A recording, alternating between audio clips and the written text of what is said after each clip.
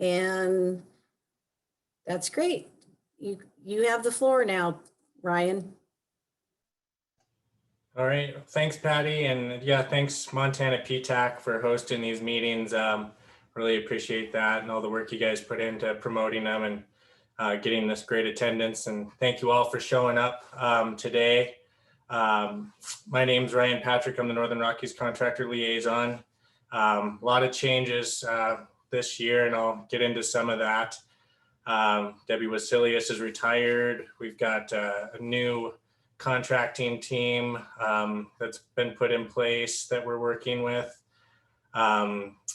So I'm falling behind Tim Murphy. He was my predecessor, and as Tim would say, he might think he says I'm smarter, but he's better looking. So if you say, so you're stuck with me, good, bad, or indifferent, that's what we got to work with.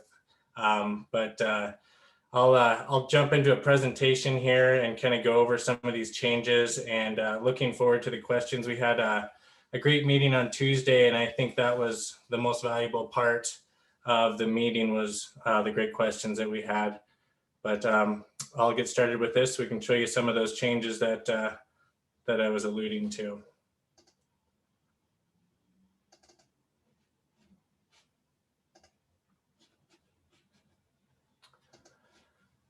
So I do work for the Forest Service, but I also work for the Northern Rockies Coordination Group, an interagency group. And I just wanted to speak to them a little bit to start out with. And, it's a multi-agency group represented by federal agencies and state agencies all partnered together. As you can see, we've got, a number of states involved. It's the Northern Rockies geographic area. So we've got, North Dakota, a part of South Dakota, Montana, Northern Idaho, all involved with this coordination group.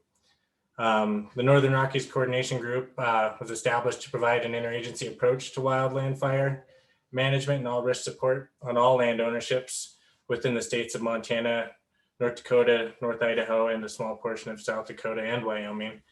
And their purpose was to provide that interagency cooperation, communication, and coordination, because we couldn't do that if we didn't do that together.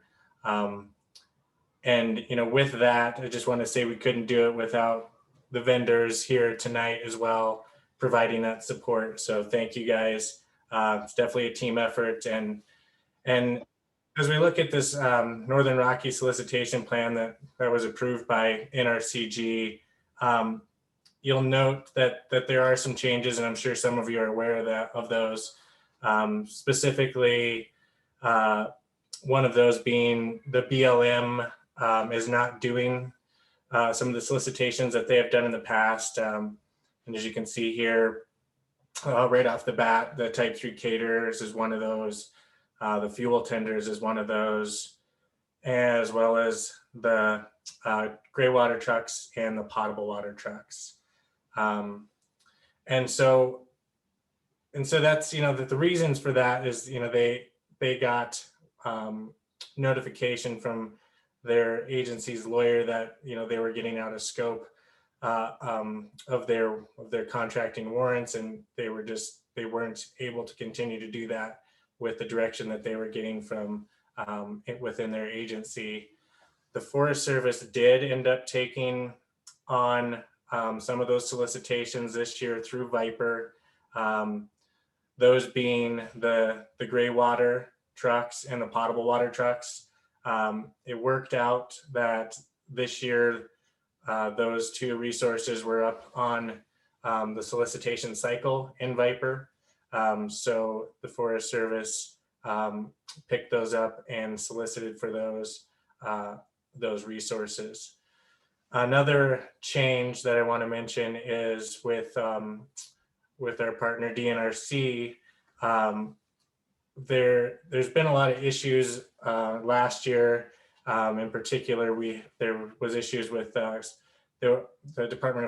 Oregon Department of Forestry's Type 2 contract crews, not federal agencies not being able to utilize those contracts, and that's And that's what we're seeing too now with our state partners, DNRC's solicitations that they put out. Our federal contracting officers are no longer able to co-sign on those agreements. So what that does is it doesn't make it available for the federal partners within NRCG to utilize those. So as you can see, the type 2 crew and type 2 initial attack crew is only a state only competed agreement that DNRC is doing.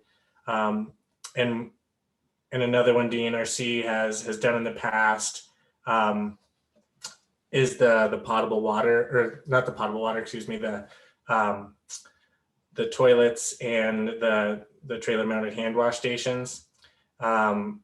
Those this year are not going to be, their solicitation is still good, and Juanima said she's going to honor that solicitation, but the issue is it wouldn't be available for our federal partners to be able to utilize. So the Forest Service has taken on the trailer mounted hand wash stations this year, so we do have that resource available for our federal partners to utilize.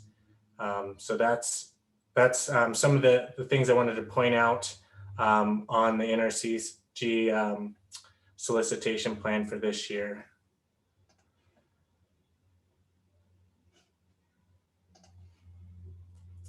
And then this is just a breakdown of the new solicitations that are coming out for 2021.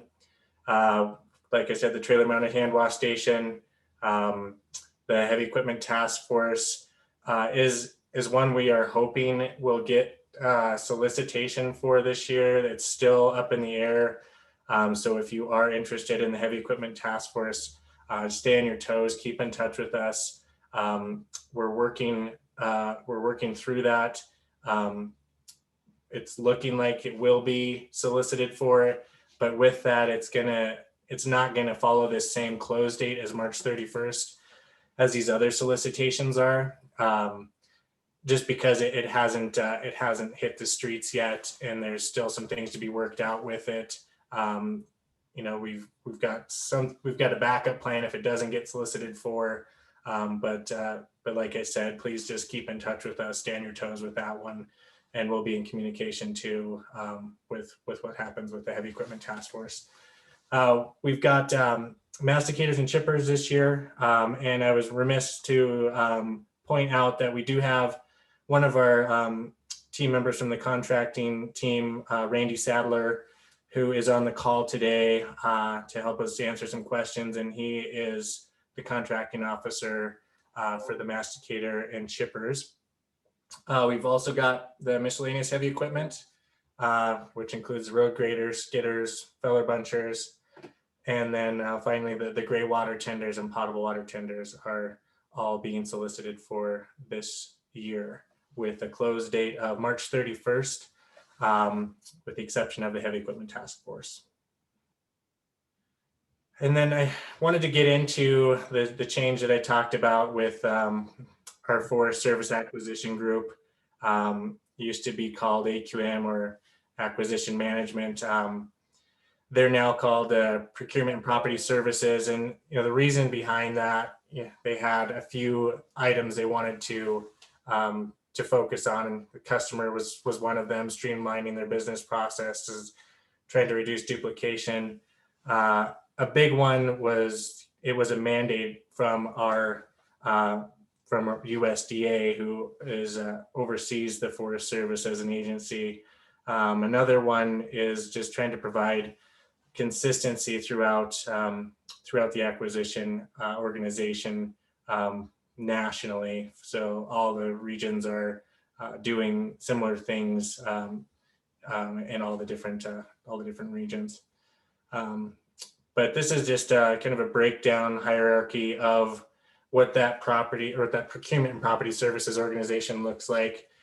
And so we used to have, so Region 1 had its own acquisition group, and that was Debbie Wasilius was our fire contracts person. Jeff Gardner was our fire contracts person. And what happened is they moved all of those folks across the nation up into from the regions up into a national organization called this Procurement and Property Services. And the one that we're going to focus down in on is this incident procurement operations.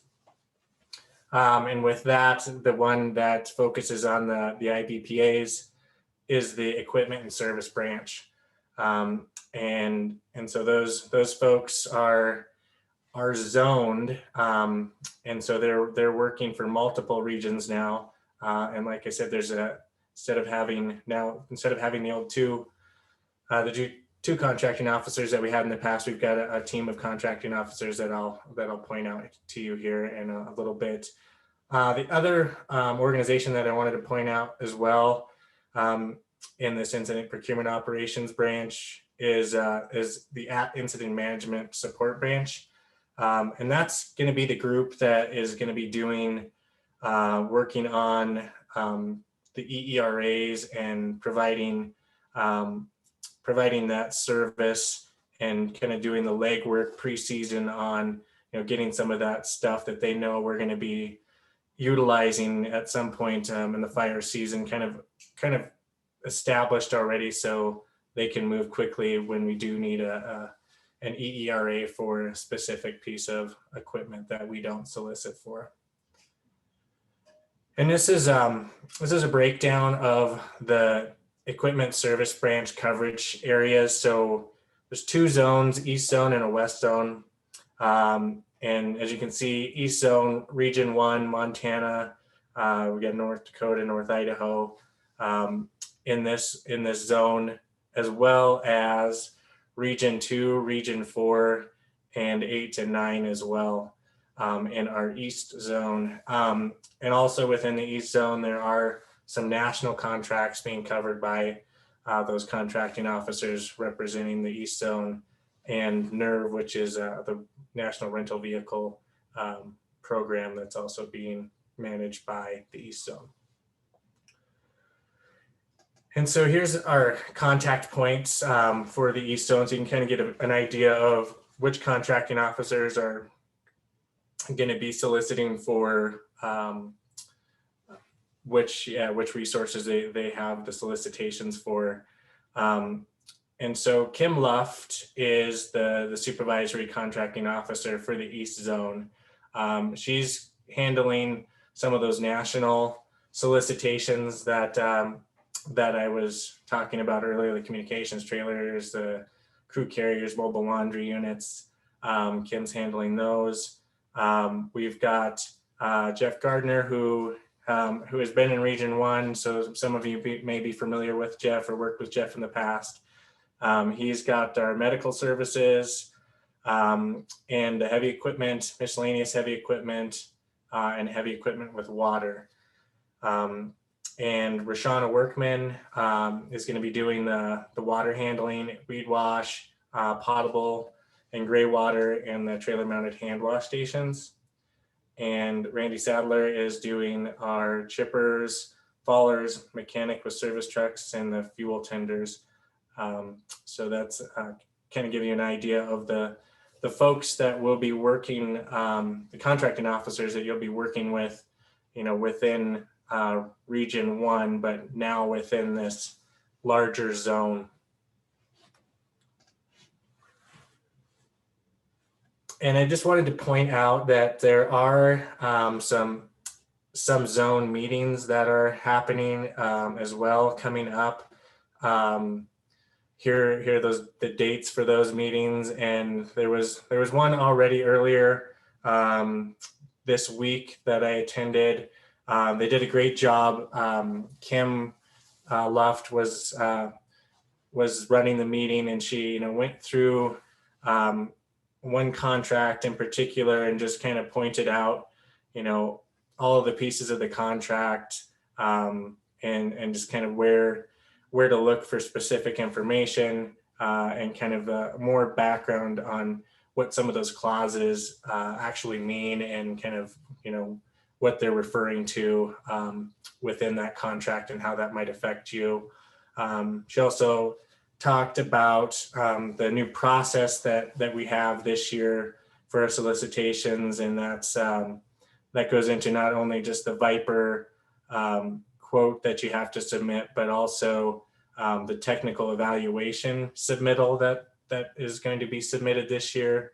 We're not having the preseason inspections piece of that.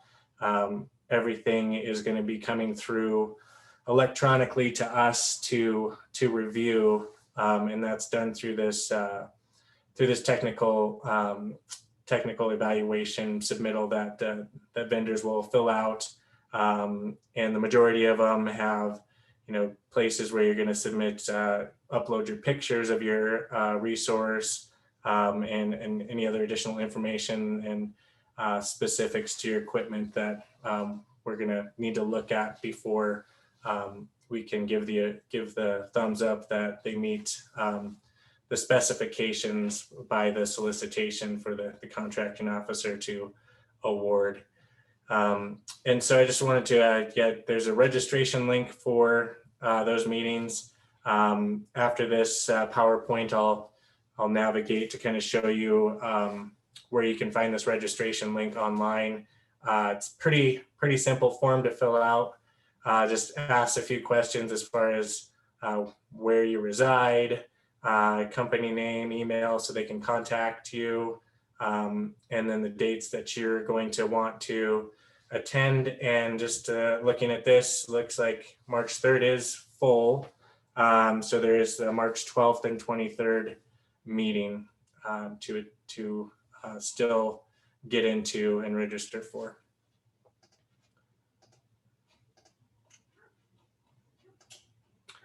The other thing I wanted to point out too is if you don't get a chance to ask your question this evening, there is a Viper question inbox. This is the email to that. I'll post it to the chat so folks can grab that up if they want to submit a question to that Viper question inbox, and that'll get directed to the appropriate staff to help answer whatever question you might have and maybe might not get to ask tonight or might not think to ask tonight. I also wanted to jump into IROC and some dispatching overview and updates pieces. So, some of you are familiar with the Contracting for Fire yellow box. I'll admit it does need updated. I've been working to try to get that updated. Wage determination in particular is 2 years behind here. So that will be updated soon. So you can get the 2021 wage determination. The solicitation plan, that did get updated. That there was an old solicitation plan in there, but that is now updated. So you can click in there to check that out and for, just for your reference. There's a lot of other really great information in here. I'm really going to focus in on trying to get these links, make sure they're updated, make sure we've got all the current information out there. There is a lot of work to do there, but as far as IROC goes, it's the new resource ordering system that the dispatchers are using, and part of that, vendors are able to self-status their resources. And this here's the link to get to those directions. So you have to get access to IROC. And then once you have that access, you can status your resource. You can do that yourself. You don't have to call into dispatch to have them do it. It's something you can take on yourself if you're up for the task. But I wanted to point that out. And with that, dispatchers just want you to, cautions vendors just to be careful with that.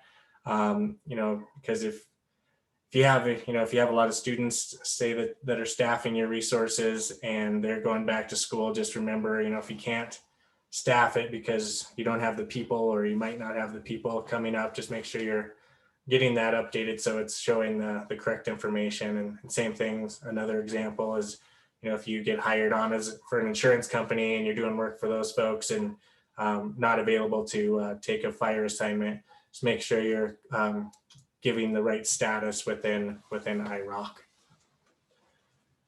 Another dispatch related item I wanted to bring up was our vendor source list. And so with the vendor source list, that also will be on the yellow box coming soon.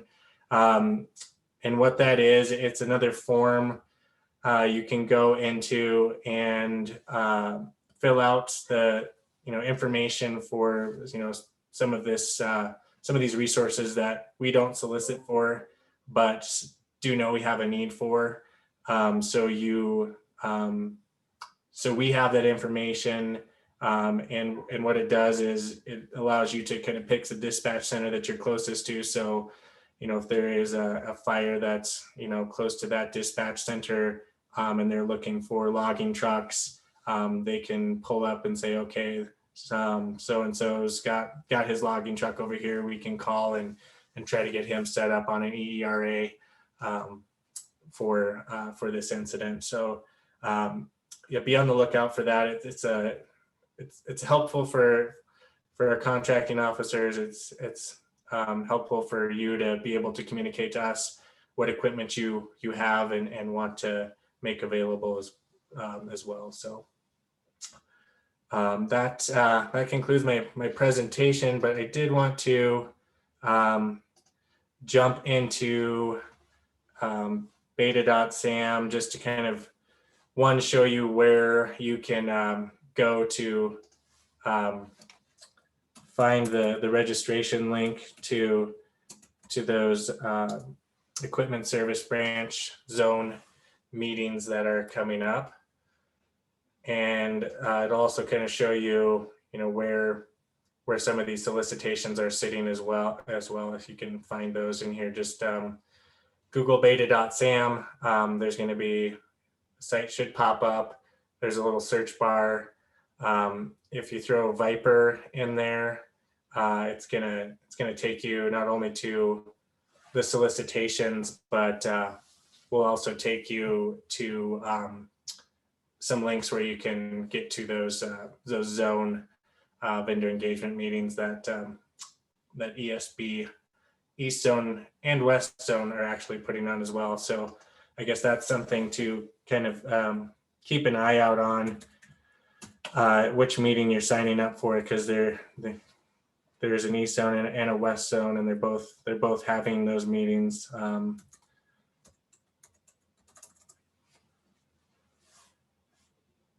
And so this one, right off the bat, it's the West Zone's vendor engagement meeting that shows up. Pacific Northwest Regional Office is kind of the giveaway there. If you're interested in that, feel free to sign up for that one. If you do work in the West Zone or have your business is kind of spanning multiple zones, that might be a great meeting for you to jump onto. But as you can see, scrolling down through here, you can see all the various solicitations that are out within these new zones.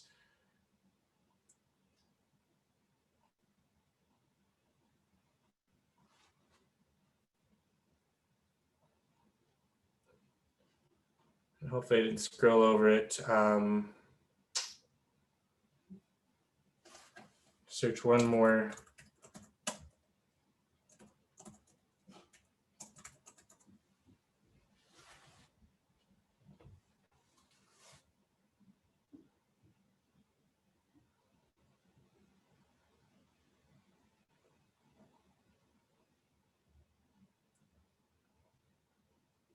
Well, so I guess in interest of time, I'm not going to have you guys watch me scroll through this. It is in here.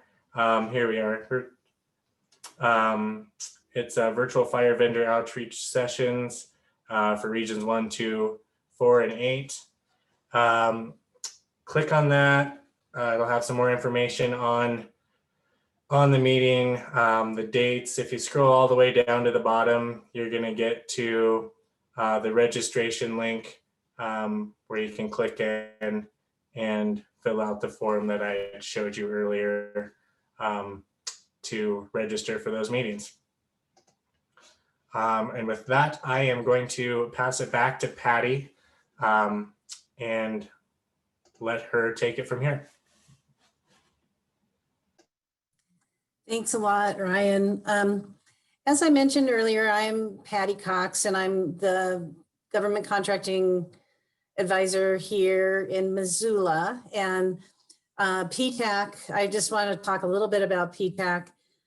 We help businesses explore the government marketplace, and we can provide assistance to your company in identifying opportunities, learning how the government buys what you sell, excuse me, and also helping you with hands-on technical assistance and one-on-one counseling to help you with your bid package or putting in offers and advising you how to put those quotes together. We also help you get into the required system. So if anyone on the call tonight is new to fire contracting or new to government contracting, we're here to kind of help provide the guidance. My colleague John is also on the call tonight, and we're going to both answer questions if you have any questions about fire contracting. I too wanted to go out to the web and just show you a couple things. I think it is really helpful to view some of these websites that Ryan talked about. And so I'm going to go ahead and share my screen and grab this. So here we are at that vendor outreach sessions that Ryan was talking about, but I wanted to show you how to get there as well. So when you're on Beta SAM, if you choose contract opportunities and then type Viper in, then that's going to take you to all the solicitations that are for Viper. But just know that this list of contract opportunities also shows all the opportunities that the government as a whole, all agencies are posting that are over $25,000 or more. And so PTAC can help you learn how to explore data.sam.gov and help you kind of learn more about these opportunities. So for example, if you were interested in finding the right opportunity, so here's the new one for the potable and gray water truck and the hand washing stations. But if you look closely, this says it's an original pre-solicitation. So you want to kind of keep scrolling through this list because the type of notice you want to be opening is the actual solicitation. So this particular website does have a lot of good historical information in it. And so they first published the pre-solicitation February 4th, but then later in the month, they published the solicitation. So I'm scrolling through and I'm going to look for where it says potable water again. And I see this one, but no, this one's for region 3, 5, and 6. So region 1 people don't want to choose that. They want to choose the right solicitation. And then I'm going to keep scrolling and voila, here is the one for the potable and gray water truck. And I'm going to open that and just show you what it looks like inside here. You scroll down, it gives a summary description of what the government's requirement is. And then down here is all these different attachments. There's the original solicitation package, 2 amendments, and some checklists that Ryan was talking about. These are the new ways the government is going to get the submittals. Back in previous solicitations, they called it submittals. You would take pictures of your equipment and mail them in to Debbie Wasilius, but now you're going to do it all electronically. And I think that's going to be the biggest change for all the different solicitations this year. And, you know, again, PTAC is here to help you with those steps and help you understand how you compile the information, how you put your Viper information together, and so on. If you're new to government contracting and to Viper, there's some additional information here attached to each of these solicitations. I think I haven't looked at every single one of the attachments, but there's going to be some information about the Viper vendor application, and so on. So everything, this whole bidding process for Viper is always done completely electronically. And I think that that's an important thing to know, that it just takes a few steps. You get signed up, you get, hopefully you're registered in SAM or you've done government contracting in the past, but if not, there's some extra steps to do before you could put a bid in. So I think that's when, if you have questions or need help, PTAC can get you going in the right path. Once you click on one of these documents here, it's going to download it to your computer, and it's going to, you'll be able to open the PDF. And then you would read the solicitation. That I always like to encourage all businesses that are interested in bidding to carefully read the solicitation so they understand the government's requirement, and so they can become a responsible and responsive vendor. And so don't be intimidated by the length of the documents or anything else, but just understand that the information that you need to know to put your pricing together and to put your bid together is all going to be outlined in this solicitation document. And then check on the amendments as well. The current wage determinations are in these solicitations. There's a lot of great information. So just, I wanted to show you that just briefly. The next website I wanted to show you was the Forest Service website that has to do with the Viper vendor application. This has a great sub menu of a lot of great links and information. There's a vendor support page. When you go there, you can find out information about what's the current status of everything that's happening in Viper. There's other great vendor information. When you go on the vendor application page, that's how you're going to get into the Viper application, but it tells you first what you need to do. You have to have a level 2 e-authentication. There's some really good links here that take you to overviews and other resources to learn more about the Viper process. And let's see, there was one other spot. So, and I think Ryan also already showed you this page, which this is a really good information page about fire contracting, and there's a lot of good links and information. It might not be 100% updated today, but it will get updated, and I think that you'll find that to be a good resource. To find out about Montana PTAC, we have 6 centers, and I just like to let you know that you can go to our website, montanaptac.org, and then on the top menu, just click where it says locations, and it'll take you to this page that connects you to the place that's the closest to your company, and the contact people that can help you. So, John, do you have anything you'd like to add? No, not at this time, Patty. I think you covered all of it. I'm afraid if we touched on any of these areas, Beta SAM or Northern Rockies Coordinating Group page, we would just drill down and we might even confuse people. So the best course is to give us a call, and we can tell you all about it. Okay, and I guess, do you think now we're ready to take questions, Ryan? Yeah, I think it'd be great to. I know we had a lot of questions the last meeting, so yeah, I think it'd be a perfect time to open it up. Okay, great. So if you want to ask a question, just raise your hand, and you raise your hand by floating over. On the bottom of the screen, it says reactions. Let's see, I'm trying to see where the hands are raising.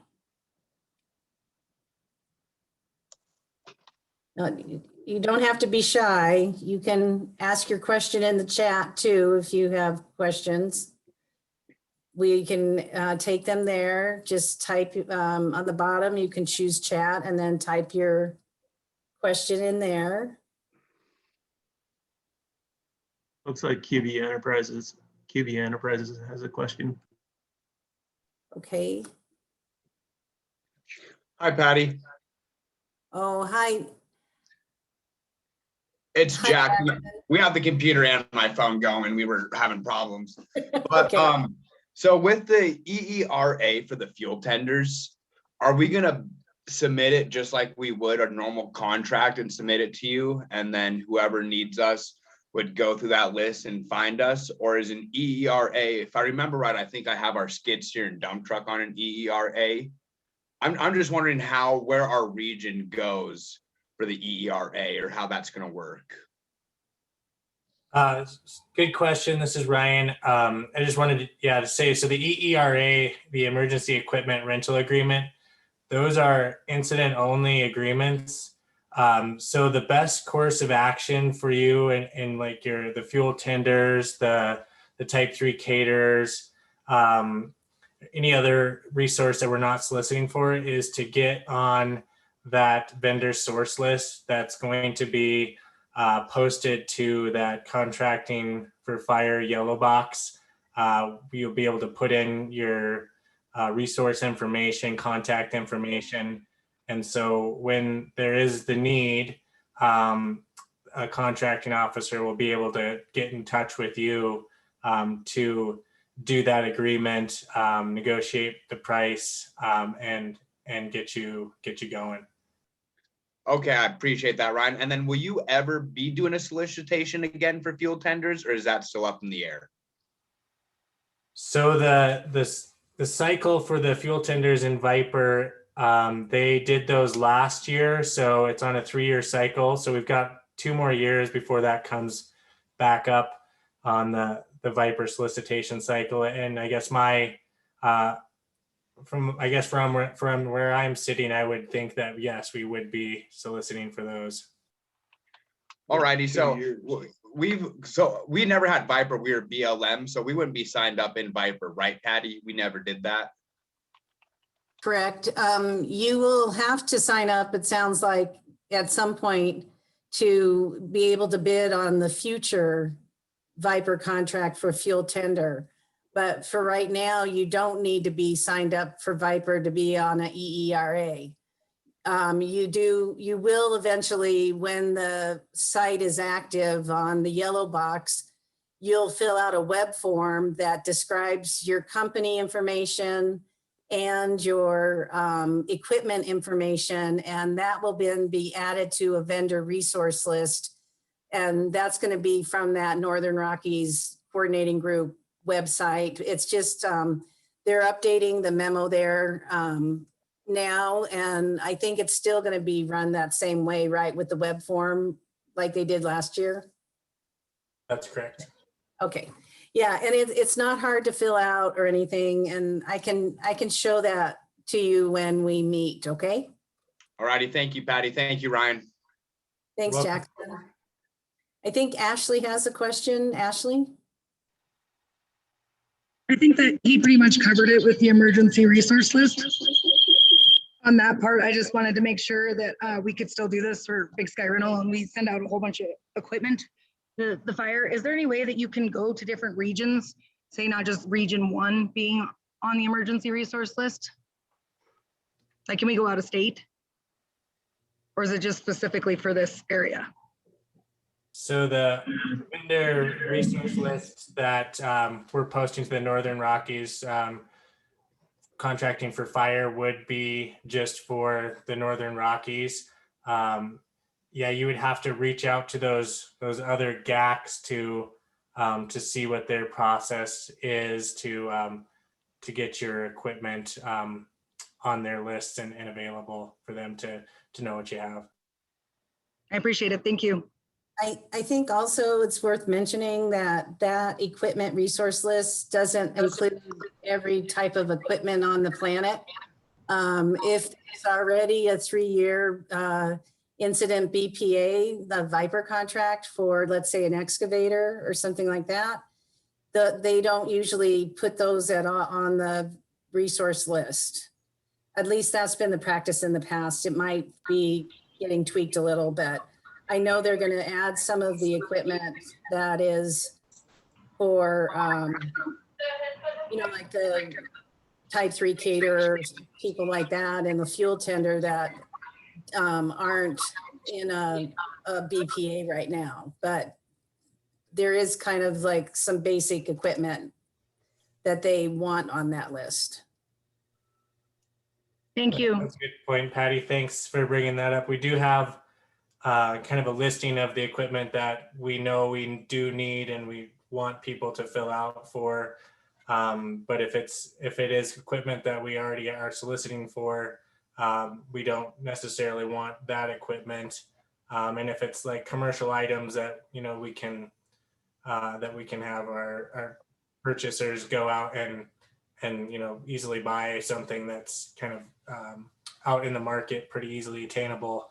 That kind of stuff isn't what we're wanting to see either. If you do have questions on, if it is something that's not listed and a little bit more specific, you could contact myself or Chris, and we can help you determine if it is something to put on the list. Thank you. Okay, there's a, I'm gonna go to our, Erlene. Hi, this is Rick. Oh, hi, Rick. Question on the hand wash. I have one unit that is a truck mounted hand wash. Am I going to have a problem contracting that because it's not it's not a trailer? There's a van body on a truck and everything is in that van body, and the sinks are on the outside, mirrors, everything just like the trailers. I've been using it and have had it contracted for quite a few years. So are you real specific on just a trailer mounted? Yeah, I think we just have to look at, your example, case by case basis.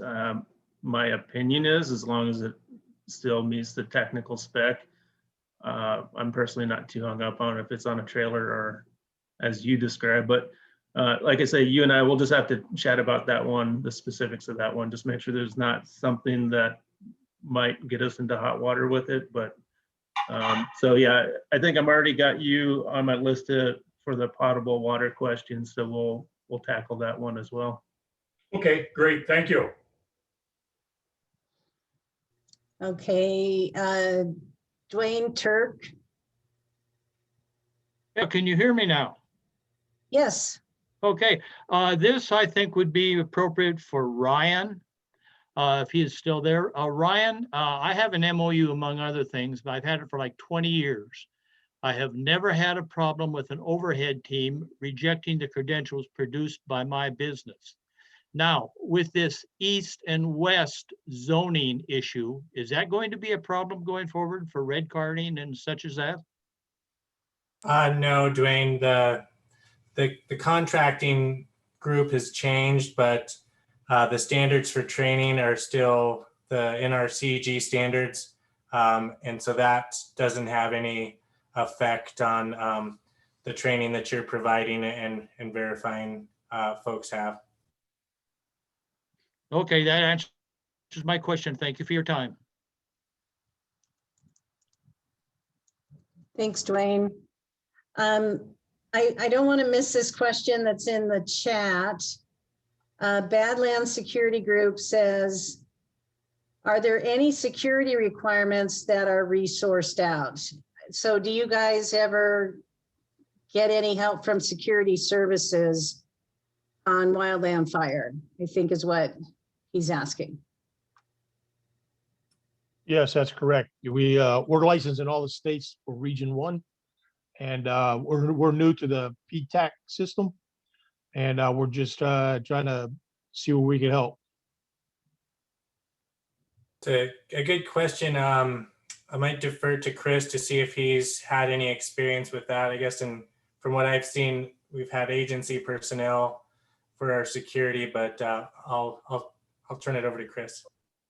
Yeah, so yeah, the standard rule on incident management teams is we'll use our federal, like forest law enforcement typically, and then local law enforcement at times. But I'm not saying that there would not be a need, but I'm not familiar with that happening yet. But as fires become what they have been in the past, and if we get more and more into that urban environment, I'm not going to say it won't happen. I'm just saying it hasn't happened to the point that we have a at the ready contracting mechanism to bring private security on.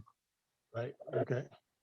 So if we was to register in the into the Viper system, that just gets our name out there on a list? So that would be on the Northern Rockies or the Northern Region resource list. Yeah, there's not a Viper, which is just the incident blanket purchases agreement.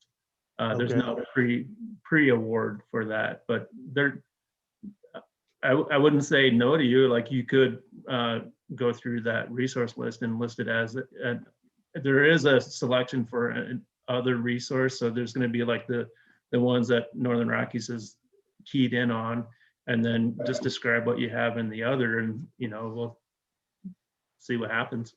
Okay, appreciate it. Thank you. I think I'd also like to add that if you're new to government contracting, you would probably want to check in with PTAC, because everyone on the resource list does have to be registered in the system for award management, and that can take a little bit. So the PTAC can kind of give you a good checklist of what you need to be eligible for federal contracting as a whole. And we're happy to meet with you, so. Okay, Rimfi. If you can unmute yourself, you could ask a question.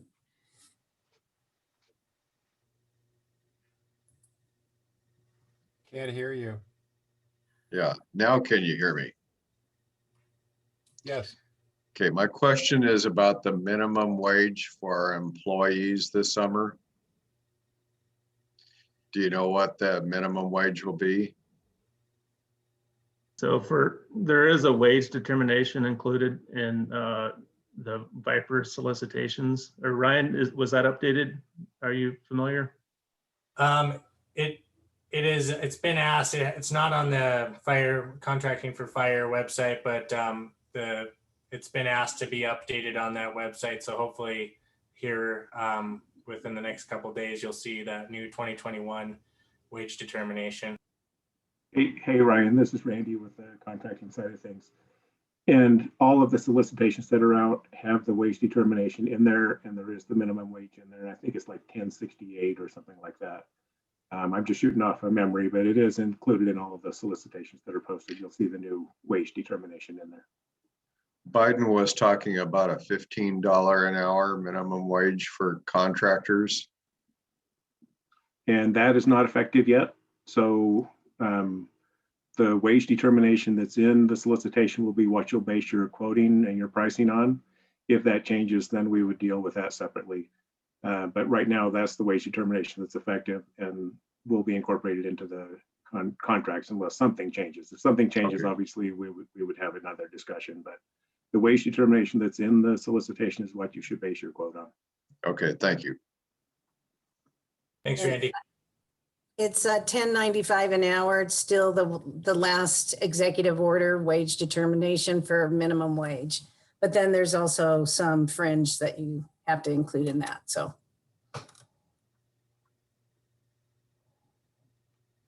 Let's see, the next person to ask a question is Wheeler's Dirt Work, or I don't know if I've got your whole name there. Shane Wheeler, Wheels Dirt Work. This question's for Ryan. For if we were wanting to upgrade equipment, let's say dozers, is that still possible to do with the new contracting team? Where we just send you the pictures of our dozer and stuff like that? I'm gonna pass this one on to Chris. So yeah, my expectation would be still be able to do equipment exchange for like or better. If it still meets the type requirement that it was awarded as. I haven't figured it out completely whether or not we still have the ability to change types during the award. So if you're going to be replacing equipment and it's going to possibly fall into a new type, I recommend talking with us first.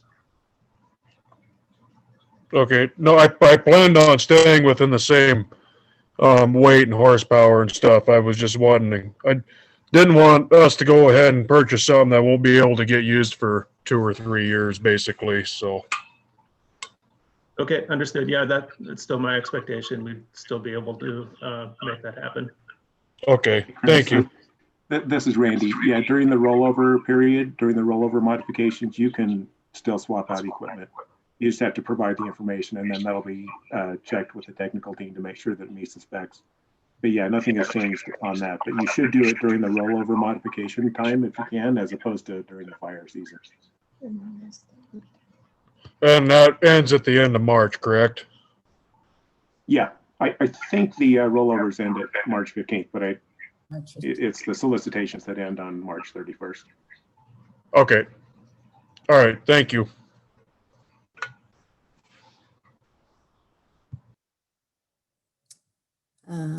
Keith Lewis.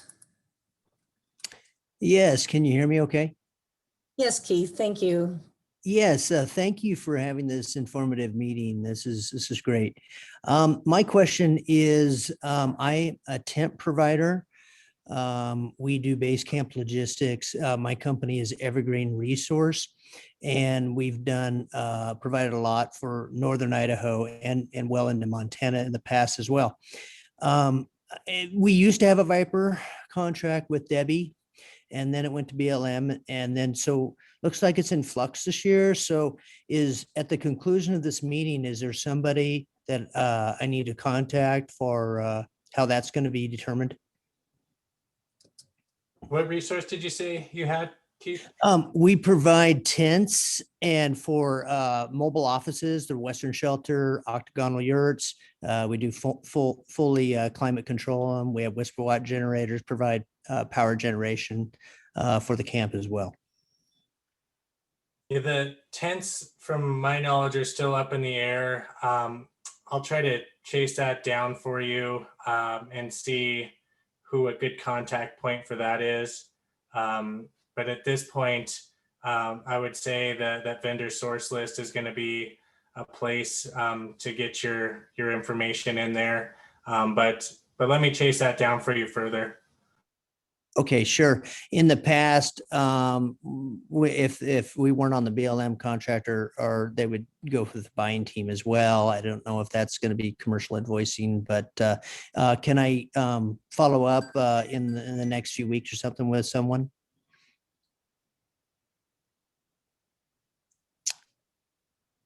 Hey, Ryan, you're muted. Okay. You can follow up with me, Keith, and we'll get that figured out. All right. Thank you, Ryan. Wheeler Dirtwork, did you have another question, or do I just need to lower your hand? No, I did. I'm just making sure I'm not the only one. I went to go do my rollover today with PTAC, and for some reason she could not get it to work on her end, and I'm wanting to make sure I'm not the only one, or if this is something I need to address with somebody. I know that. Oops. We got a response from Jeff Gardner about that today. Were you working with Rosalind? Yes. And so Jeff Gardner said that the rollovers for the dozers are going to be a little bit delayed because they are trying to correct some issue in Viper that had to do with the template for the solicitation. When they started to try to do them, they weren't able to. So they're becoming a little bit later, and you should get an email, automated email from Viper when that rollover is ready to sign. but they are delayed, and he's not sure exactly what day they're going to be released, because they're still waiting for the Viper IT team to correct some things in the system. Okay, I appreciate it. Thank you. I just wanted to make sure I wasn't the only one. Sure thing. So don't be shy. Does anyone else have a question or anything we can answer?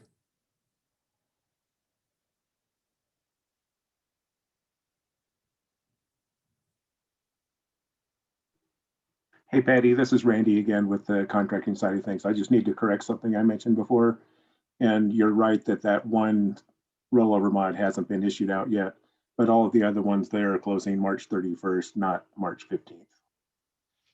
Thanks, Randy. I'm sorry I didn't mention that you were on the call earlier today. I didn't see your name in the lights, you know, so I'm glad you could be part of this today with us. It's great to have the experts on these calls. So does anyone have any more questions or anything else they'd like to share? John Turner, who's raised his hand. Oh, thanks.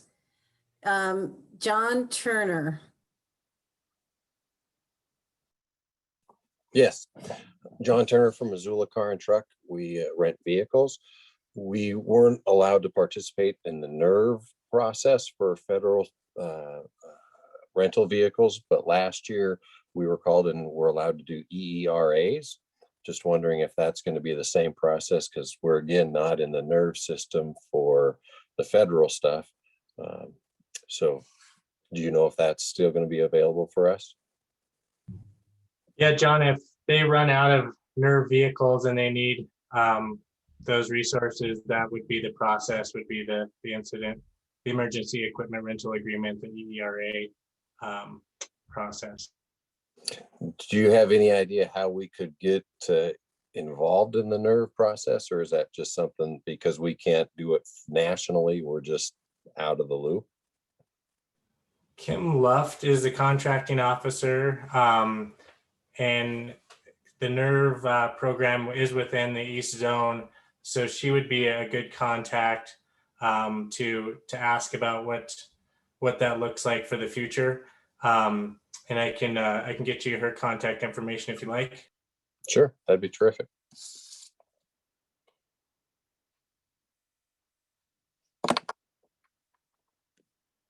Thank you. Muted, Patty. Oh. Thanks, John. Oh. Justin Hulford. Hi, I just had a question. Some have mentioned BLM.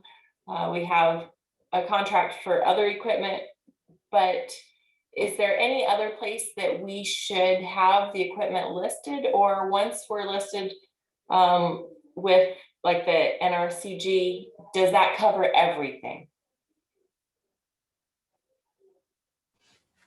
So you had some equipment on the previous BLM solicitation, and you're wondering if that one's like specifically the type 3 caterers we're not soliciting for, and the fuel tenders we're not soliciting for, that were previously BLM.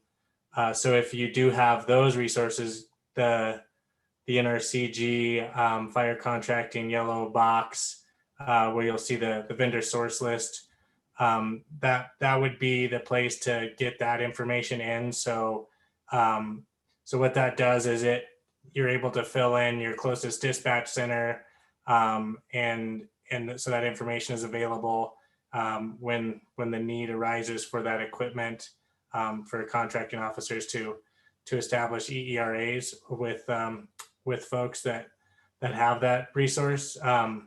Does that answer your question? I didn't think I quite caught the whole thing. I think so. So like my husband has a self-loader logging truck.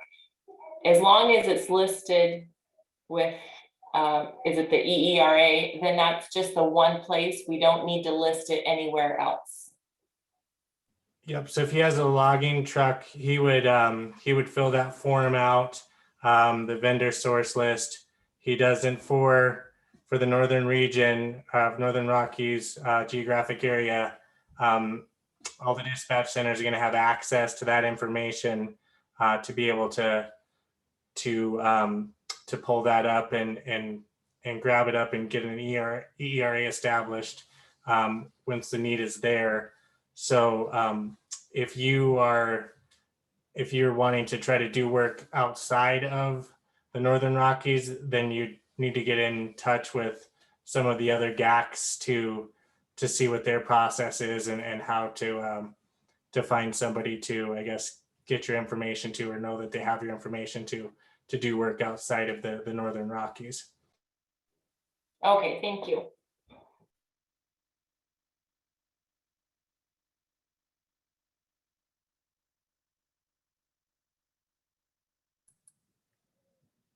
Rick Osberg. Hi, it's Arlene this time. Oh, you guys are messing with me. Hi, Arlene. This is for John. I sat in on your meeting, John, on the 22nd, and they'd mentioned that maybe hand wash would not be having to take the RT-130. And then on the 23rd, the last time they gave this one, they said that everyone would. So can you tell me about that? Elaborate on that? I can jump in with that, Arlene.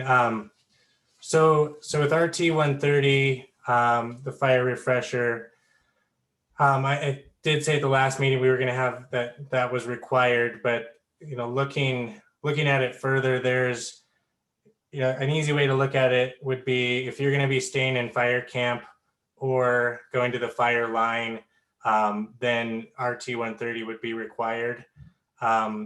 There are some kind of case-by-case bases that we can look at with certain resources, but I think the easiest one to kind of fall back on is if you're going to be in fire camp or on the line, then the RT-130 would be a requirement. Okay, thank you. I had a question about that too, Ryan. On the RT-130 training, are those the training providers lists that are available at the NRCG website? That's the yellow box. Those are still the current training providers, and that's who we could refer people to when they're trying to find out about their training, correct? That is correct. That's another one that needs updated. For example, Rick Trimbath, the Northwest, is not providing training this year.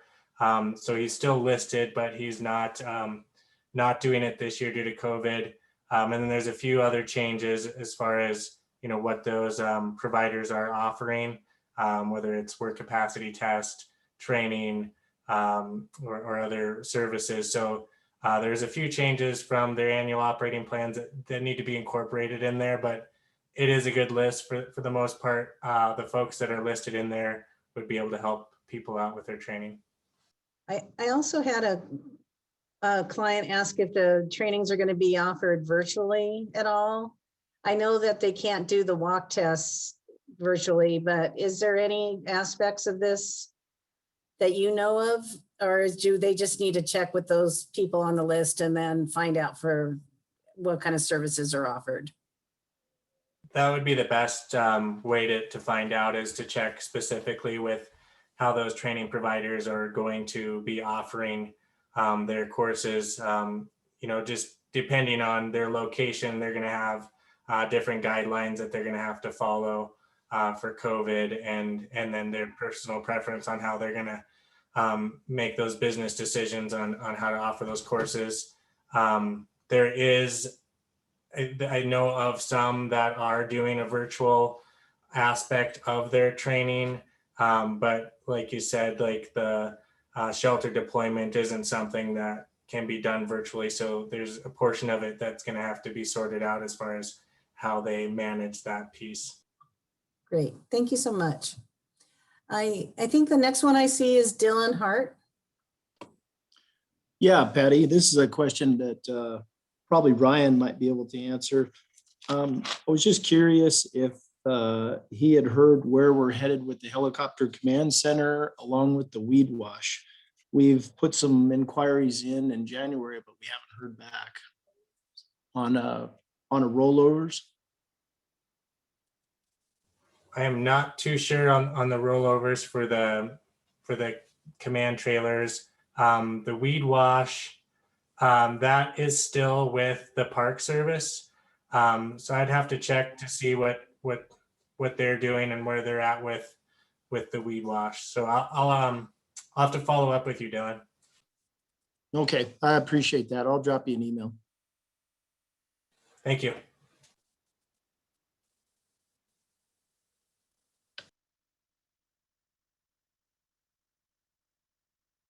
Yeah.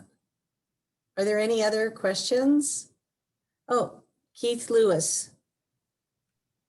Yeah, just a quick question as far as contacts. Is there going to be emails listed for the representatives that were speaking tonight? I can send out a copy of the list that was in the slideshow that shows all the contracting contacts, and then I can add some information, I think, for Chris, and I think it'd just be for Chris Loris. So I have his contact. Is that okay with you, Chris? Yeah, absolutely. Okay. And it was Ryan that said he could help me out with pursuing the base camp logistics tents and stuff. So if I could get Ryan's email too. Sure, I'll send that out. When we send out the slides, I'll just paste that I'll paste some of that in the email or add them to the spreadsheet that has everyone's contact information for the contracting team. You'll get them. Thank you. You're welcome.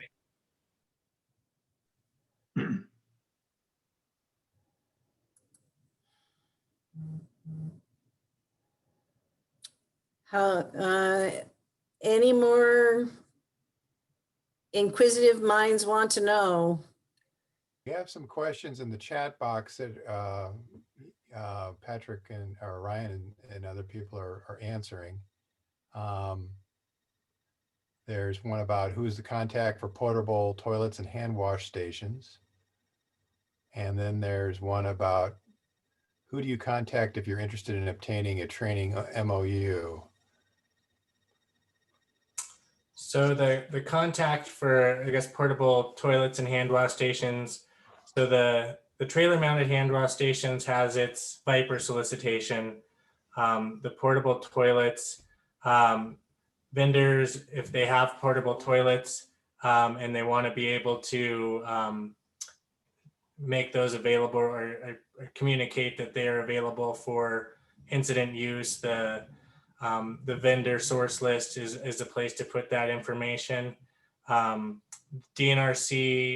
is still honoring their solicitation for portable toilets and hand wash stations, but like I said earlier, we don't have a federal contracting officer co-signing those, so it wouldn't be able to be utilized on federal partners to take advantage of that solicitation.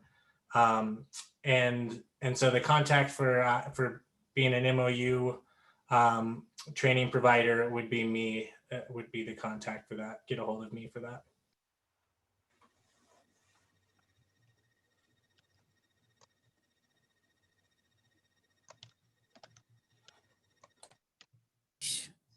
Okay, thank you for that, Ryan. There's someone that has her hand raised named Home Laptop. Hi, Patty. It's Sandra with Park Logging. Sorry, I'm on my home laptop. Well, we're glad we know where you are. Sandra. I just wanted to check. Last year, we received some calls to go to California, and our equipment, well, our trucks to haul the equipment to the fires didn't meet California the air quality standards to be able to go into California. And there was talk that that might change. Is that anything that has changed, or is that still the trucks that go in have to meet their air quality standards? Yeah, I've tried to have conversations with Caltrans about this, and because the fires down there get interested in our equipment, and the caution I have to the vendors, and it's sometimes they don't catch you on the way in. Oftentimes the case is they will allow you in and then they nail you on the way out. So the cautionary tale that I try to give to all vendors that accept orders to California is you are going to have to meet their requirements, or you're going to be responsible for whatever fines they levy against you. And they don't seem to have any sort of, I've not seen any sort of leniency with it, or interest on their end to kind of let up on that personally anyways. Okay, I just knew that there was, somebody told me, I can't remember now who it was last year, that they were going to try to negotiate that out, because we won't go in. We're not gonna do it unless they allow us to drive our trucks in. Right, and every year it comes up, and so far in my experience, we've never been able to see a way to get folks, kind of a waiver to get in and out. So if that changes, I would welcome that change, and we'd definitely let vendors know. But again, it's going to be, I would just be careful with that and make sure you can meet the requirements if you do go. Okay, for now, we'll just continue to turn it down. It's not supposed to matter for emergency transports and equipment, because a lot of our equipment doesn't meet their equipment emission standards either, our older equipment. So yeah, it's not supposed to matter, but you so still I think have to follow all the other rules. I think the thing that the theme I'm going to hang my hat on just for this audience is that DOT has a pretty limited scope as far as what constitutes an emergency equipment, piece of emergency equipment. It usually has to have red lights and stripes. Even water tenders don't necessarily meet it. So I'm just saying I would be careful. And if you think you have a piece of equipment that meets emergency vehicle requirements, I would say confirm that before you go. Okay, thank you. I think we'll just stay home again. Patty, we've got a question from, I believe it's Nathan at Groundhog. What are the requirements for RT 130 classes this year, given the potential COVID-19 impacts? Okay, so those are going to be up to the training MOU provider to follow the COVID mitigations, and it's really up to how they determine to do that within their organization. So that's fallen to our training providers on how they handle that. So there's definitely some guidance that has been provided on how to do some shelter deployment sanitation in between if you're sharing shelters to do practice, doing the practice shelter. But yeah, it's really going to be determined by those doing the training. I think the question might also be asking is everyone has to get the RT 130 this year, where last year they had some grandfathered in from the year before. So I believe for all types of equipment, if you're going to be in the fire camp or on the fire line, you have to have RT 130. If I'm wrong, you just let me know. No, that's right, Patty. That's a good catch. I didn't quite get the question, but yeah, there's no waivers this year like they did last year for COVID. If there's a requirement to have it, then it doesn't carry over from a previous year that you have to get a current course in for this year's season.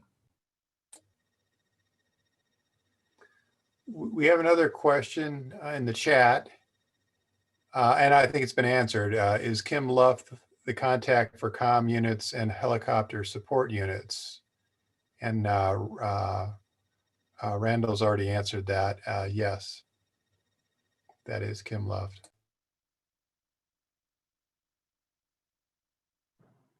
And there was one question about, do we have to take pictures of equipment that we've already submitted for a solicitation that is up this year? So if you had a previously awarded miscellaneous, like a feller bunch or a grader or whatever, yes, you do have to resubmit those photos through the updated process that Patty was indicated earlier.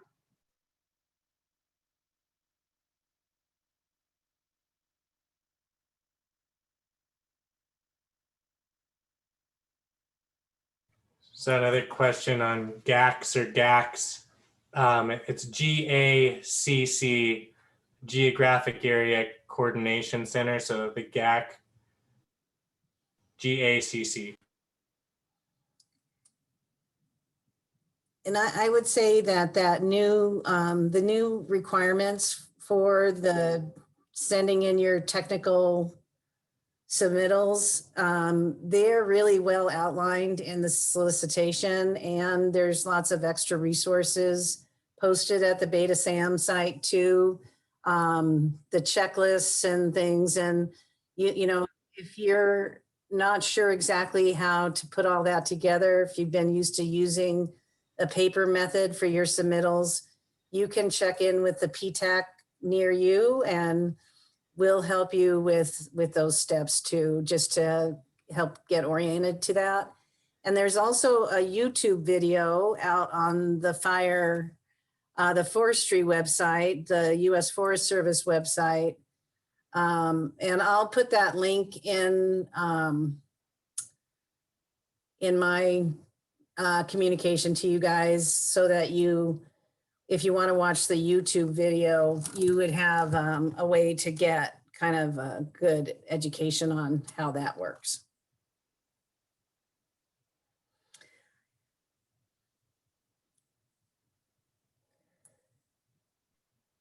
Hey, Patty, this is Randy Sadler with the contracting side.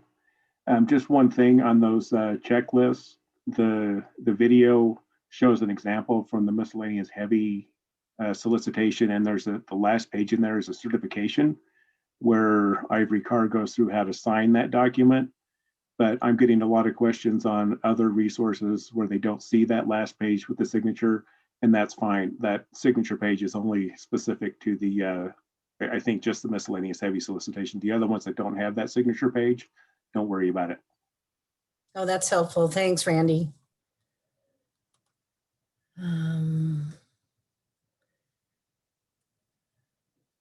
There's a question in the chat. Do vendors have to supply their own radios? So on the, for anything under the miscellaneous agreement, will need its own radio. Heavy equipment task force, it doesn't look like it if it will be resolicited. And typically our logistic equipment, potable, gray, and that kind of thing will not need its radio. But if you have miscellaneous heavy equipment, you will need one of the NIFC approved radios. Thanks.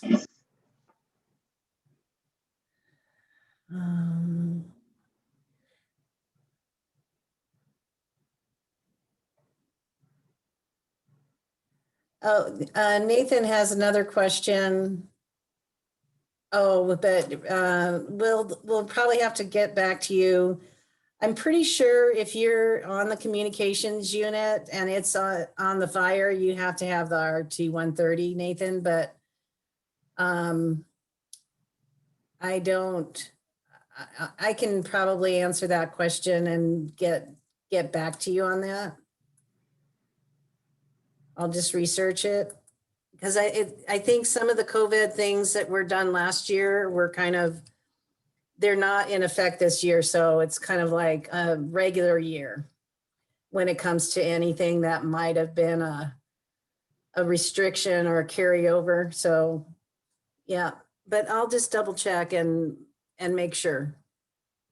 And a general rule of thumb for RT-130 is if you're a resource that's staying in fire camp or going to the fire line, you need to have RT-130 for the northern region, Northern Rockies. I guess I've never been on the fire line, so I don't know where those communication trailers hang out. Right. Yeah, but typically they're at least going to be at camp. So if there are people that are going to be staying at a fire camp, then the expectation is to have RT 130. That's a good clarification. Thanks, Chris.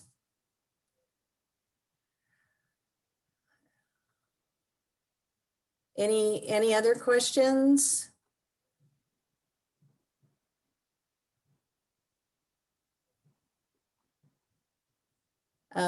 David West, you raised your hand?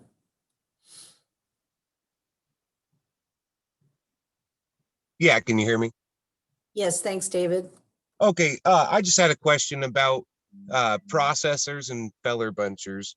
Are they still being competed as the same resource under feller buncher? Or will they be separate, or some way for the person who's ordering a feller buncher to know whether it's a hot saw or if it's a dangle head processor? Because that's a problem they ran into last year. They kept ordering feller bunchers and kept getting processors, and that wasn't what they needed. So with the feller bunchers, the three what we call attribute not awarded points is the head. So it's the hot saw, bar saw, or harvester head. It needs to be a machine that can still fall trees, but like a harvester head is acceptable on the feller buncher agreement. If you're strictly processor head, that can't fall trees, then then that's something we would want on the resource list. No, right. I get that. I guess I'm calling I just call it a processor, whether it falls or not. So I guess what the deal was is they're the same resource. That's what they're listed as. A processor or a harvester is listed as a feller buncher. So is there any way for the ordering team to differentiate between what they're getting when they order? Right. So when they order that resource, if they have, if they need to do some processing, they should be ordering a harvester head. If there's no processing, then they could stipulate if they need a bar saw or hot saw. But I mean, basically we're limited to those three options with the feller buncher. If they're needing to do something beyond that, or if it's just hanging out at a landing and processing logs, and then we should be looking at getting that right piece of equipment to do that. Is it just a matter of them requesting specifically what kind of head they want on there? Affirmative. Yep. Oh, okay. They ordered about half a dozen bunchers and got 4 processors in the mix, and it wasn't what they were after, so they just needed to notate that. Right. We haven't competed our processor before, and it's just kind of something I'm curious about in case we do this year. Okay. Okay, thank you. Yeah. All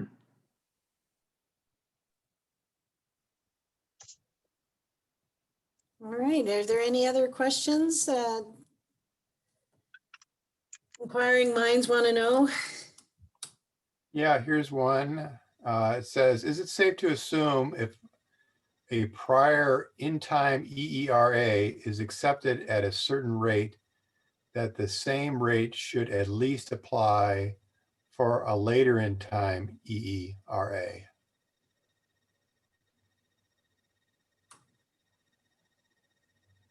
Do you want to tackle that, Randy?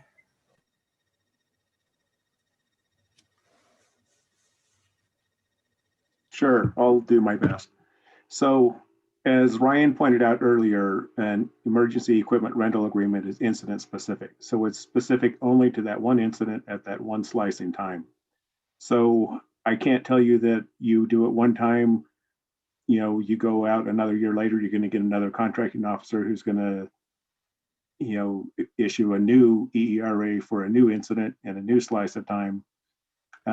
Typically, if I am approached with something like that when I'm on a buying team and you've had one done, I'm going to take a look at it. And if I believe that it's still fair and reasonable, yeah, I would do that. But if I don't think it's fair and reasonable, given the current circumstances, then no, it's not a guarantee.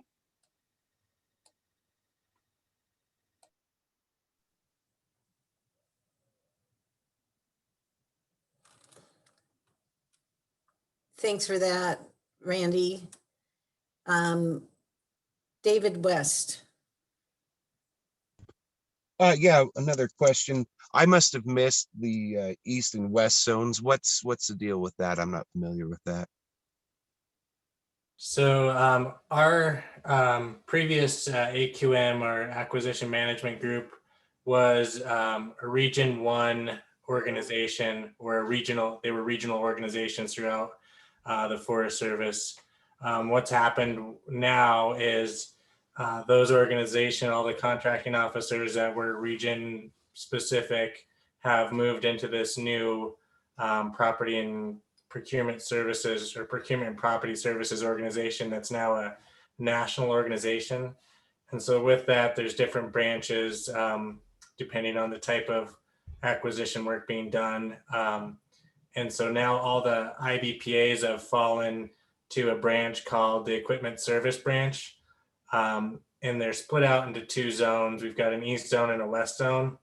The east zone consists of Region 1, Region 2, Region 4, and Regions 8 and 9. So now, instead of having previously where we had, our 2 fire contracting officers for Region 1, we now have this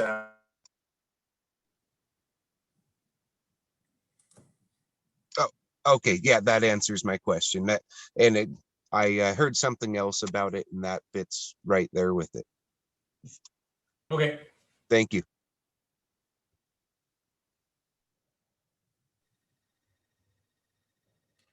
Yeah, we've got another question on the chat. It says, explain who has to have the work capacity tests for the pack test versus the walk test for 2021. It's a good question. I would have to look at basically a matrix to tell you who is and who isn't, because it differs depending on the resource. So I can chat with you afterwards, and we can get down to, I guess, what you're looking for specifically.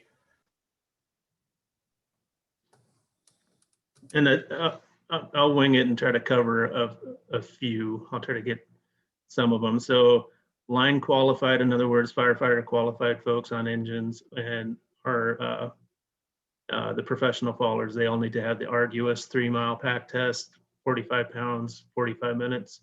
Equipment operators and tender drivers, truck drivers, that kind of thing, that are out on the fire line. Those are the ones that were needing the walk test. It's 1 mile, I think 16 minutes. So that's the bulk of the resources. Folks in camp, there's no requirement, but if you have a firefighter qualification or running a chainsaw as a faller, then those are the ones for sure that need to have the arduous 45-pound pack test, and the equipment operators, the walk test.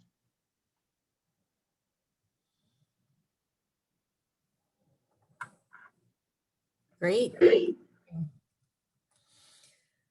Hey, are there any other? Oh, there looks like there might be another one in the chat. So the person that asked about the EERA rate question, old versus a new EERA, asks, thanks for the answer. How about prior in time EERA's accepted pay rate from a fellow contractor should expect the same EERA rate if I have comparable resources? So I think, I wonder if this question maybe is trying to figure out, like, how much do you get paid, or how do they figure out the price on an EERA? Is that still going to be based on some of the Chapter 20 information? I'll let you answer it, but I just wanted to know too.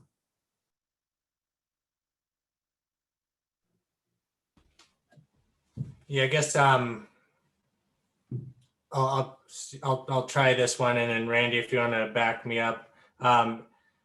Each EERA is different. I mean, you would think that, yeah, if you have similar resource, you're going to have a similar price, but I think that comes down to those are negotiated at the time, and that might that might be the difference is in the negotiation piece of that resource that, you know, a different price might have been come to for, you know, very similar resource. Yeah, I would agree with that, Ryan. And just to add one more thing is that if you are being offered an EERA for a piece of equipment that would normally be ordered under Viper, but the Viper list is exhausted, we actually take the 90% price of the lowest piece of equipment that is on Viper agreement, and that's where we start our negotiation. So if things change from year to year, for example, each time we resolicit, we might have prices go up or down. That 90% rate is going to change. And that's where we start our negotiation for pieces of equipment that are already under Viper agreement. That way we give the edge to people who have already gone through the effort to quote on these Viper agreements to get set up pre-season. So that's another thing that changes how we negotiate each one at each slice in time, if that makes any sense.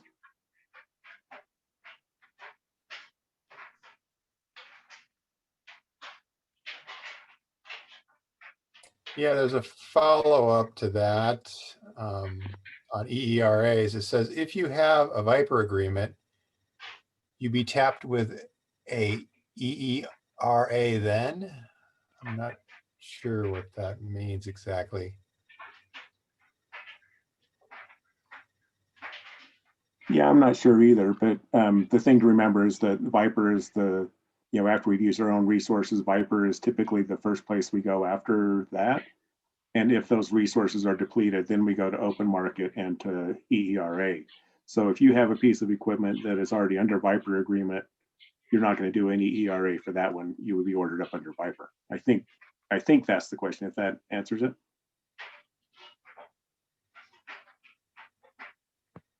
Yeah, the follow-up says, can you be tapped for an EERA as well? With a different piece of equipment, yes. Not one that's already on Viper. That would be ordered again under the separate Viper order. But yeah, let's say you had, a dozer under Viper, a dozer type 3 under Viper, and then they needed a dozer type 2, and you had one, and dozer type 2 was depleted off the Viper resource list. Went up for that one, that would certainly possibility. I have seen people that are under Viper have multiple pieces of equipment on incidents. Yeah, I think that was understood. There's a new question from Ashley. It says, with the new EERA, is it still imperative to provide our capability statements to individual Forest Service dispatch centers and DNRC offices? So I guess with that, Ashley, the vendor source list would be the place to provide that information as far as the type of equipment that you have. So yeah, I guess that piece would be imperative to just be able to communicate what equipment you have out there that would be ERA. So anything that's not being solicited for, that we would have that available to come and work out an ERA and when that need arises.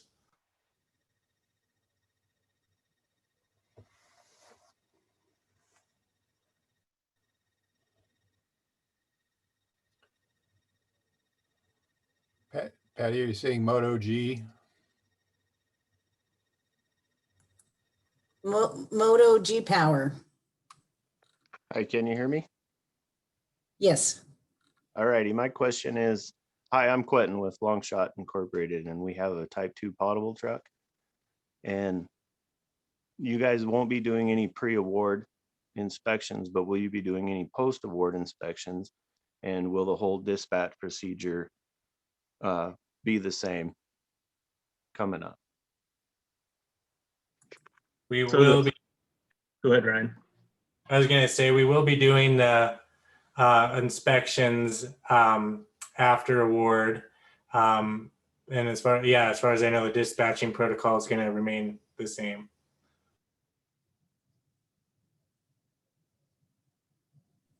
Thank you.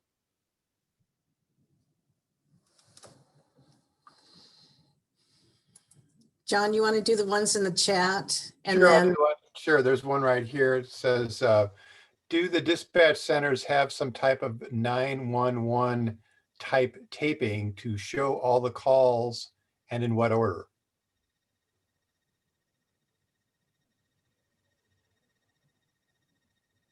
I do not know the answer to that. I know they document, but I don't know about any sort of taping that they have that shows all the calls that they placed.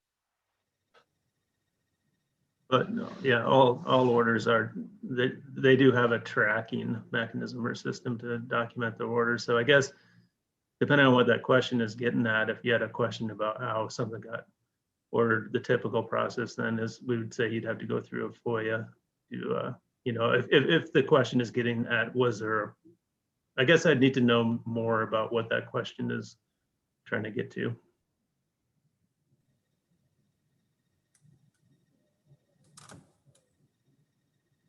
okay. I think we could move on to the next question. David West. Yeah, mine's about priority rating, DPL. Is that solely based on price, or are evals that we get on incidents coming into play ever, or are they just to feel better? Yeah, the eval process it's not only to make you feel better, but it's also just kind of a way to communicate from the fire to us contract operations and, stay in communication with the vendors. We've not been able to find a legitimate way to apply some sort of advantage based on the evaluation process. Partly the problem is they're subjective. So it's pretty easy for them to be challenged. But it's still a valid and important process. It kind of keeps everyone communicating, which I think is a valid step. The new eval process should be a little easier. It's just instead of the 5 different categories from unsatisfactory to excellent, it's like a yes or no form. It's pretty simple now. Oh, good. Well, I just, there's, so it's just the priority is just based on price only then. Price, some business advantages, hub zone, small business, women, those kind of factors can come into play. And then I think the only thing that has points is, heavy equipment wise is dosers, and that was last year. Okay, I just, is there any way to rate contractors? Just because there'll be some issues with getting guys that have no experience out there. And then there will be issues where they may want to order something from somebody specifically, but they're usually afraid to because of kind of the hoops they've got to jump through to do that, and any trouble arising from somebody being upset about it on Viper. If they know a certain contractor can handle the task that they're looking to do, I guess we've been requested specifically quite a few times, and I know it's kind of a act of Congress anymore to get that done. Yeah, that's kind of getting into a sphere that Viper doesn't specifically allow. It's, the agreements, they have like a minimum technically acceptable requirement for the equipment, and then the statements as far as the operators need to be able to operate the machinery to the limitations, yada, yada. And beyond that, Viper doesn't provide an avenue to like seek out specific individuals to put in the cab. So for that being a flaw, I think there's a lot of advantage to Viper, what it provides, the vendors, and as far as an efficiency and effectiveness to get resources to the fire. And there are those instances, I'm sure we've all been there where we would like to get one specific piece of equipment, and it's not the environment we're in with Viper. But again, that's one knock against it. I think by and large, it's still a good process and a good system. Well, like one example, I guess, would be a good one. We showed up at a fire in Montana a few years back now, I guess it was, and they ended up sending the other 2 guys home, and then ordering up our other masticator to come with the first one they ordered, and had us continue on because they weren't able to do the project like they should have been able to as Viper contractors. And that's why I'm thinking there should be some sort of a performance rating, something like that attached to accounts. There's no reward for doing exactly what you're supposed to be, or guys showing up that aren't prepared at all. Stuff that's supposed to be taken care of per Viper contract. I guess be something worth looking at maybe. Copy that. Thanks, David. Yep. There's a couple more questions in the chat. John, do you want to cover those? I think we had another follow on to the 911 There tape. was, yeah, there's a follow up to the 911 type recording. It says, and I think you covered this a little bit. I think it was Randy did when he was talking about FOIA, but he says, is there any independent verification from resource centers on how calls are placed for resource orders? Do we rely on just a typed list?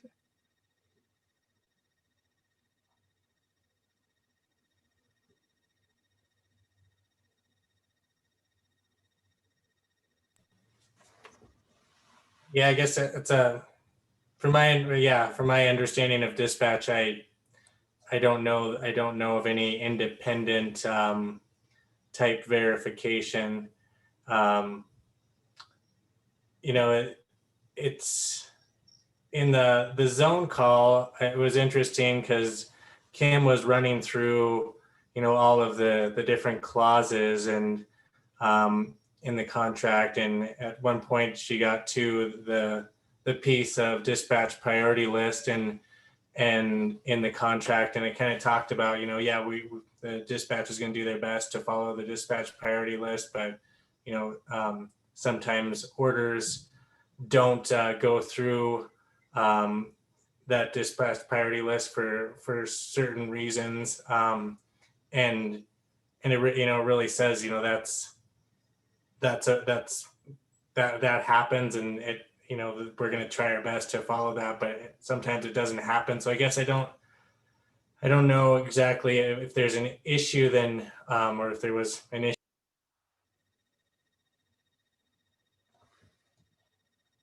I'm afraid you cut out there. Ryan, you're muted. Ryan. Okay. Yeah, no, I was just going on, so it's probably good. Yeah, I guess if there's a specific issue, I would say contact us and we can talk further about it. But there's no independent verification that I'm aware of, and there's specific language in the contract that if things don't fall under the dispatch priority list, that has a potential of happening, and if it does, that's laid out in the contract as well. There's reasons why it happens, and if you need to get down to why that information happens, again, like Chris mentioned, that's the FOIA process, which you're aware of. Great. Thanks, Ryan. There's another question. We have three more. One is there any new COVID procedures for us to be aware of for this year? What is to be expected if we are exposed online, and do we need to equipment our trucks with anything new requiring COVID?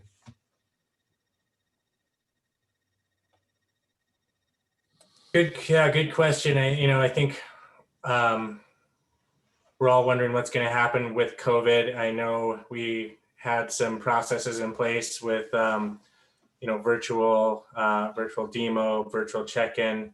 There's a lot of after action review on how we could do that better. So those things are being looked at. So that can be expected to have some similar processes in place as we did last year. There is nothing that I am aware of that you have to equip your trucks with specifically for COVID mitigation. But like everybody else, we're going to be following CDC guidelines. We're going to be following the local guidelines for CDC. or for COVID mitigations. But as far as, there's nothing that I'm aware of as far as equipping your truck with for COVID.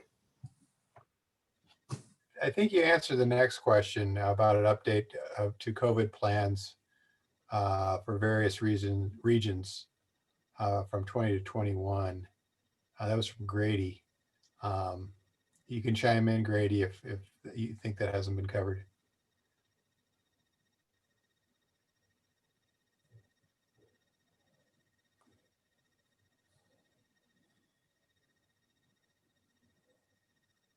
Okay. I think we're getting down to the end here. I just want to make sure there's no other questions. We're approaching 9 o'clock, and I just want to thank everybody for being part of this call today and meeting, and to thank the Forest Service, Ryan, Chris, and Randy for all the great information. It's really been helpful. And if there's no more comments or questions, I think we could be finishing up.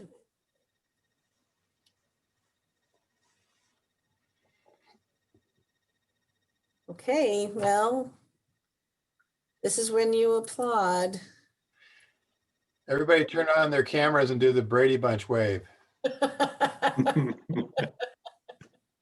can wave to the people next to you. Yeah, so yeah.